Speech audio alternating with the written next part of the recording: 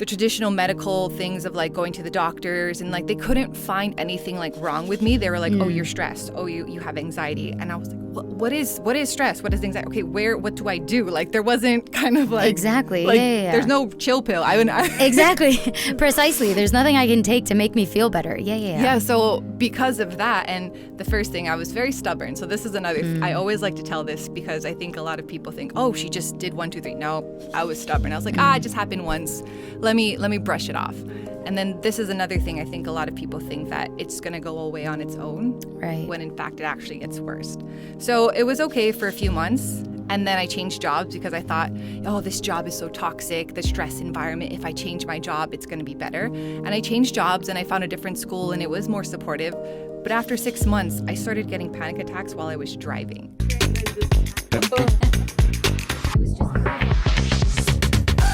All right, welcome back. This is Tell Me Why. I'm Maria Botros.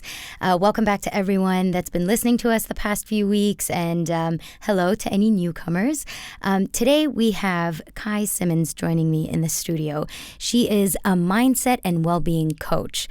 I think that's so fascinating. I think it's important, first of all, to define what a mindset and well-being coach is.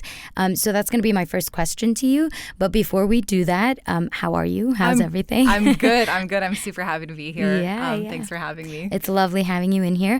So just tell us, like, what is a mindset and well-being coach? Like, what do you do, and who are your clients typically? Yeah, so it's kind of a combination of things, so I'll explain a little bit. But basically what I help others do is overcome anxiety, stress, and of course, burnout. Okay. And the way that I do that is through different modalities. But for me, the idea of well-being is your body, mind, and soul. Mm-hmm. So I think a lot of people, they realize as you go down this journey, your physical health is connected to your mental health. Right. And then for me, I also like to say, we're also... we have a soul, that's what keeps us different between, a chair and a human is that soul part. So for me, the idea of well-being is all about kind of supporting your mind, body, and soul because they are all connected. Mm-hmm. And then the way that I do that is a lot of different mindset coaching. So for me, one of the things that I focus on a lot is limiting beliefs. Okay. That causes a lot of stress in clients and anxiety. And then the other part is something called somatics, but I've also heard other people call it biohacking. There's so many different terms to it, but basically it's all about learning how to regulate your nervous system. So your body and activating like your own self-healing energy. And I know this might sound a little woo-woo, but I'm happy to explain all of the biology and the science to it. Yeah. So it's, again, combining that mindset coaching. Mm-hmm. And then the thing I think a lot of people, I like to explain the difference between a therapist and a coach. At least for me, I love them both. Yeah. I work with them both, so there's no one is better than the other. But for me, a coach and a lot of what I do with my clients is I make sure that they're taking action. So I always give them homework, and I'm like, are you implementing this? Are you doing this? So that's the other part of like how I support my clients. It's not just, we come and we unpack things and they talk about things, which is important. But then I'm like, okay, we're creating an action plan. We're creating a roadmap so that you can move and become successful towards your goals. Mm-hmm. So that's kind of a big overview. I'm sure I can explain a bit more as we share today. Oh yeah, and we'll dive into everything. Like, don't worry, we'll get there. But I think it's interesting that you said like the difference between a life coach and a therapist. We did have, she's a life coach, but more of like on the corporate side, like a work coach basically for like people in managerial positions or CEOs, and like she's trying to help them, connect with their personal lives a bit more because they've been so overwhelmed with work. And we asked that question, and she said it works both ways, and they're sort of like interconnected. So like they complement each other. They don't go against each other, and I think they both help each other with the client, like when it comes to the client. And I think one of the biggest traps that we all fall into is when we think of well-being, we only think of one aspect. Yep. So we might look at the physical aspect and neglect the soul, as you said, and like the psychological well-being of a person. Yeah. And I think that's so crucial. It's 360. Like you 100%. Have to. It's the whole picture rather than just one piece of the puzzle. And I think we forget that. And I speak for myself because I think like when I start like a well-being, journey and I'm all pumped, I focus on one or two aspects and I neglect the third, as you said. So how do you put that into perspective with like a client? Like, how do you explain that? How do you introduce that? It's super interesting you say that, and I completely agree with what you say, because a lot of the clients, when they come to me, they've already done like the physical part. They're already, exercising. They're already eating well. Their nutrition is fine. They've seen therapists. So they're like, they've gotten to a specific point and they're kind of stuck. And I'm good. The last part that I kind of move them forward. So yeah, I think it's again, when we're in the sessions, it's connecting, this affects this part of your life. It's a lot of connecting the dots, I like to say, and like finding the patterns that are interconnected between your mind, between your body, and between your soul. Right. And so then it becomes kind of like an unraveling, because even in just explaining it, it's hard to explain it, but when you're in a session, you feel it. And that's the thing, I think, with the soul part, it's not really something you can explain, but it's more of a feeling. And I know that we've all had that feeling of like, you see something like just going and traveling and seeing this amazing, beautiful nature escape. You get this kind of like, I call it the chills, where it's just like, right. That I feel like that's your soul. Like that's your soul lighting up. And I think sometimes we forget and we're disconnected. Like we're not just bots. We're not just machines. We have a soul. And so as we go through the sessions, we unravel and we start to connect them all. And it becomes clear at the end. Okay. Yeah, I know. It's sort of like an epiphany at the end. Like you feel like, oh my goodness, that this was the journey that I needed. I needed to go through everything to be able to feel this way, to be able to feel good about myself. Okay, so before we dive into like the technicalities of it all and the biohacking, because you mentioned something and I'm like thinking about it right now, but we'll get into that. You're like, what are you talking about? Exactly. Like I want to know more. I got you. Yeah, exactly. Yeah. But before we do, what got you into that? Like, was it a personal experience? Yeah. I mean, so when I came here out to the UAE 8 years ago, I came as an English teacher. It was just me and my cat. I brought him from the US, and there were a lot of things in my life that I hadn't addressed, mostly like mental health kind of issues, anxiety. And then coming out here by myself, starting a new life, starting a new career, it kind of just like it all came together and it kind of exploded. And I remember I was teaching in the classroom and I had like my first anxiety attack, which is quite scary. You're in a classroom full of like 25 students and then all of a sudden you can't breathe. And so of course they didn't see it. Thankfully, I ran out and a colleague helped me. But that was like the first time in my life that I was like, what's wrong? Like, and then I went down that journey, with the traditional medical things of like going to the doctors, and like they couldn't find anything like wrong with me. They were like, oh, you're stressed. Oh, you have anxiety. And I was like, what is stress? What is anxiety? Okay, what do I do? Like there wasn't kind of like exactly. Like, There's no chill pill. Exactly. Precisely. There's nothing I can take to make me feel better. Yeah. So because of that, and the first thing, I was very stubborn. So this is another. I always like to tell this because I think a lot of people think, oh, she just did 1, 2, 3. No. I was stubborn. I was like, it just happened once. Let me brush it off. And then this is another thing. I think a lot of people think that it's going to go away on its own, right? When in fact it actually gets worse. So it was okay for a few months. And then I changed jobs because I thought, this job is so toxic, the stress environment. If I change my job, it's going to be better. And I changed jobs and I found a different school and it was more supportive. But after 6 months, I started getting panic attacks while I was driving, which is also scarier because, again, I hadn't addressed the root causes and I hadn't been taking care of like my mental health. So that's when I really started to kind of like, whoa, okay, this is something. This is something that's not going away.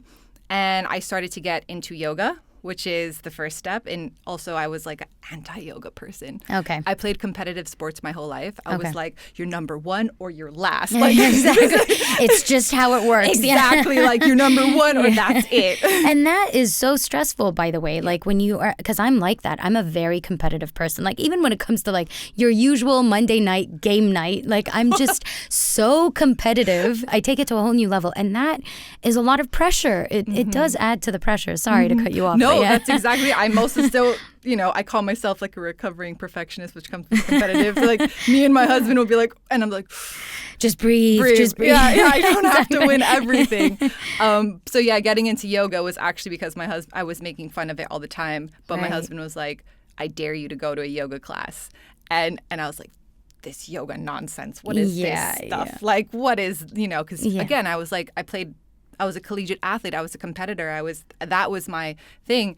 But I remember I went to my first yoga class and it was a Bikram, which is a 90-minute hot yoga class. Hot yoga, yes. It was horrible. Yes. Horrible. Yes. But in the last part, which is like, they call it Shavasana, or your resting pose. The resting. For the first time in my life, I think I had like 30 seconds of peace. My mind, there was a constant chatter. Right. My mind was silent, and I had a moment of peace that I never felt in my life. And I was like, what is this? Yeah, like, this is cool. Like, what's going on? Yeah. So then that got me down into the whole like wellness and holistic route of going into yoga, sound healing, meditation, and then Ayurveda, traditional Chinese medicine, and then everything I did. So I became a certified yoga teacher, meditation, Reiki, sound healing, life purpose coach. Oh my goodness, sound healing. Yes.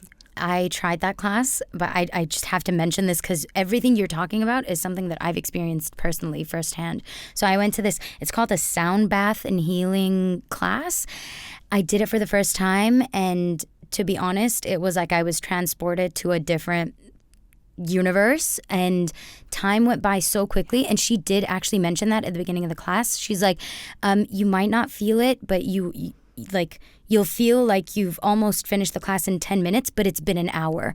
And when she hit the gong, like I think it was a gong at the end, I was like, oh my gosh, we didn't even, like, I didn't even spend an hour. I look at the watch and it's been an hour. Yeah. And she's like, be very cautious, be very sensitive with yourself. And that night I broke down in tears. And she's like, she did actually mention that in the class. She's like, you might feel emotional. You might get emotional. Tell your partners, tell your husbands, your wives, just take it easy on me. And I did actually tell my husband, I was like, she said this, and I'm not quite sure if that's going to happen. And I kind of brushed it off. And that night I just started crying out of nowhere. And it was an eye opener. I think like we take it lightly. We take yoga lightly. We take the sound healing lightly. But honestly, it was life changing. But yeah, sorry, I just had to mention that. No, and to come to that, I've heard that from many people. They've never done sound healing in their life. They're not into this stuff. Someone tells them to go, or they go with a friend, and they have very similar experiences to what you're saying. So I know exactly what you mean, and yeah, it is powerful, and I even got into it because like, I call myself like the worst meditator. I cannot meditate. It's so hard. But in sound healing, or when you're doing a sound bath, because there's like a sound, it gave my mind something to focus on instead of just like blanking out. It's impossible. You focus on the sounds. You focus on the vibrations. They even say like bring in your bottle of water, because like that positive energy gets transferred to like everything that you consume basically.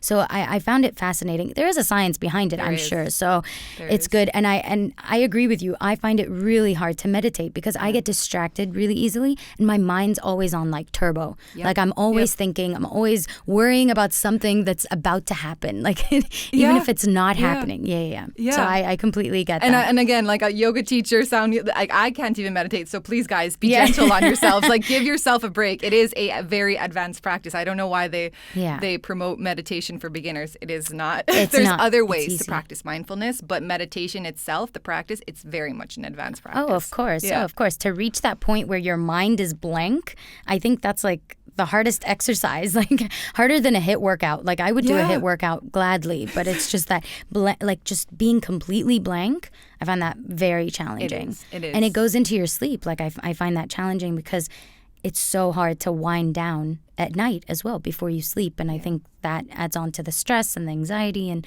the lack of sleep as well adds on to that. Yeah. We can go on and on. I feel like I can talk about this all day long because everyone goes through it. Yeah. But I want to go back to like your experience. Yeah. So you were saying yoga, and you got into that, and then what happened next? I did all these things for myself, and I always tell people I was my first client because everything I tried in the traditional sense wasn't working. Right. Started working with therapists, and then it's like it's weird. Like things just started to come apart. And there started to be times in my life where like I started to have space in my head because like you said, like there was always this constant chatter, this constant like let's go. But then like sometimes I would just like, where's that voice? And there was space in my head, and I was like, whoa, what is this? And so the more work you do, that's what I like to explain. It feels like you have like clarity in your head. You literally have peace of mind. The voice is quiet, or when the voice comes in, you can also be like, not right now. Yeah, exactly. Like you just push it aside. Yeah. So again, my own journey, and then sharing it with others, and then I was like, everyone needs to know this. Yes. And so then that's when the shift came from me just trying to work on myself and get myself better to like, no, I want to help other people who are like me, who are like, you know, very busy people, ambitious people who are maybe skeptical about spirituality and wellness, but actually these things help. And the way that I work and the way that I work on myself is I incorporate it into my life. So it's not like, it's great if you can take a 3-week trip to Bali. It's great if you can go to Costa Rica for 2 weeks or take 6 months off and travel. That's great. But I never, and even now, like that's not really how my life is. Like, you know, I have responsibilities and also like, I love my life. I don't want to leave it for 6 months. I love my cats. Like, I'd miss them. So those are kind of the people that I resonate with is those people who want to integrate it into their life in like little shifts and little habits because it builds up over time. Right. And honestly, it's not always feasible, like to take 6 months off. I mean, we all have full-time jobs and we all have responsibilities, as you said, like people have kids, people have, you know, lives that they're leading. So it's not always, like it's good to incorporate it into your day-to-day life rather than taking those 6 months off because, again, it's long-term as well. So like you sort of have like a manual or like a guide. I call it the toolkit or your toolbox. The toolkit, exactly. Like just something to, you know, to fall back on. Okay, so who are typically your clients? Like, how do people approach you, and like, how does it all start? Like, I feel like if I approach you for the first time, I'll be like, I don't know what to say. Like, I just don't know where to start. Yeah, so it's funny, when I first started, I was like, okay, I'm going to help ambitious women, expats, because I'm an expat, you know, who are around my age range. No. The clients that I started coming and working with me are like men in their 40s, you know, people from different parts of the world. So both like native speakers, native English speakers, and non-native English speakers. Right. Yeah. So like from Europe, from, you know, the region around here, from Africa. And again, like I said, men. So really, there's no specific demographic. I thought I had one, but then other people started approaching me and I started working with them. I was like, wow, we really get on. Like I'm really able to support you. But usually what I do is like I run like master classes or workshops in Dubai because, like you said, like what I'm just going to go on Instagram and message me and then be like, how do I even start? So really, I know that it is, and it's very overwhelming. It is. So what I usually do is I have like online webinars, or I have in-person workshops on different topics related to stress, anxiety, burnout, confidence. And then that's where usually my clients will find me. And I love these workshops because like it's so funny because everyone comes in thinking like they're alone in this. But then for me, the workshop is not just about me talking and like talking about myself, but it's an opportunity for people to connect with one another. Right. So that's a great way for them to connect and to share and be open. And then that's when, you know, they'll be like, okay, so how can I implement this into my life? Can you help me? And that's where it kind of evolves into working with them on one-on-one basis. Yeah, no. And it's important to talk about yourself because when you do that, you sort of encourage them to open up and you break that barrier. People often think that,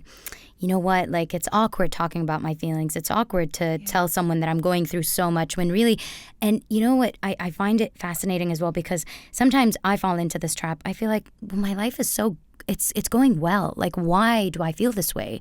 And I think that's the core of it, is that you almost feel like, why am I not thankful? Or why am I not feeling grateful or feeling well when really my life is going well? Like I have a good job, I have a good partner, I have healthy kids, let's say. I mean, and a lot of people just feel like they fall into that trap and they feel like, no, I shouldn't be talking about this because everything's going well. Why am I complaining? When really there's a root cause causing all of that pain. Okay, so you mentioned stress, burnout, anxiety, those key words. I know. those are like the buzzwords that we're always throwing around. Exactly. Everyone is talking about these words and everyone, you know, emphasizes on these words. So before we get into it, burnout is going to be like on its own because like I think that's the major topic and I think that's what we're going to focus on. But before we get into that, stress and anxiety, what are they? Like, let's just define them and how do you help people manage them? So stress first. So stress is a physiological response to our body thinking that we're in danger. Right. So looking at our biology and the way we were designed, you know, I like to say like I'll go to the place. So we have something called the amygdala, which is a part of our brain, which like is always scanning for danger. When we were, you know, like the early humans and we didn't have technology, we didn't have shelter protecting us. This is what kept us safe, right? They'd be like, oh, that's a snake. It bit my friend. That snake died. Now I know the amygdala is like, okay, snakes are dangerous, poisonous, let's avoid them. Right. So this part of our brain is there to protect us, to keep us safe. However, even though our phones get upgrades every year, our brains don't. Right. So our amygdala is always looking out for fear, for stress, because it thinks it's protecting us. Right. Now, in the world that we live in, especially in Dubai or in cities, like we don't have wild animals chasing us. Like we're not, having these huge problems, but our stress triggers are probably something different. Right. They're probably like, a boss or an employee saying something negative about us. It's probably traffic, right? Some of these things. But a lot of these times, these triggers connect back to our traumas that we had as we were growing up.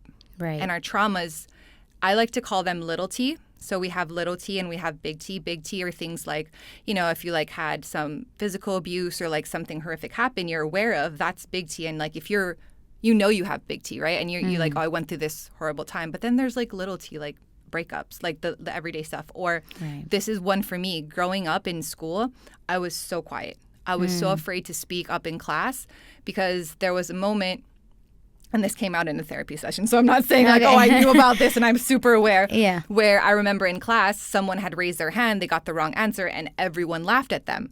So then that told my brain, okay, if you raise your hand and you get something wrong, everyone's going to make fun of you. So you should never raise your hand or you speak up. And these little T's, they're stored in our subconscious, which is the part of our brain that we're not so connected to, right? You have your subconscious and your conscious. Right. So our amygdala knows about it, but we're not. So we're going through life and these little T's of like, for example, that was my little T. So anytime I had to speak up in work, it was already like the amygdala is like, you're in danger, fear. It would send all of to my nervous system. We have 2 nervous systems. I'll get into that later. Yeah. Send a signal to my nervous system. You're in fear. We either fight, right? Fight, flight, yeah. Freeze, or fawn. Fawn is kind of like to run to someone and be like, help me. Yeah. So this is what happens when you're stressed. You see danger. Again, could be something from, it's most likely for the people that I work with, little T, that happened in their life that they're not aware of. And then it's like, oh my gosh, this is a danger zone, stress, and it goes through your body. And when your body is going through that physiological response, it's like I said, fight, flight, or freeze. And anything else, any other organ, which is basically not your adrenal gland, gets then the energy the blood is not. So like for your example, your digestive issue, right? We need that to digest. We need our organs. We need our lungs to breathe, to keep us healthy. But when we're stressed, we're like, oh my God, I'm afraid. Then again, everything goes to your adrenal glands to help you fight, flight, or freeze. So then that's where the health issues come in. Right. So that's stress. And then, so stress is again seeing and thinking that we're in danger. Either we know it, big T, or we don't know it, little t. And then anxiety is then again trying to prevent that, right? Okay. So we're like, oh my gosh, like our brain is like, again, trying to foresee the future, right? It's always trying to say like, how can I make sure that my future self does not have any danger around me? How can I go down this thing or think this down? And again, when you're actually thinking about a stressful situation, our brain doesn't know the difference between what's real and what's imagined. So as you're imagining these like made up scenarios, because this is what I used to do a lot. It still happens, but a lot less.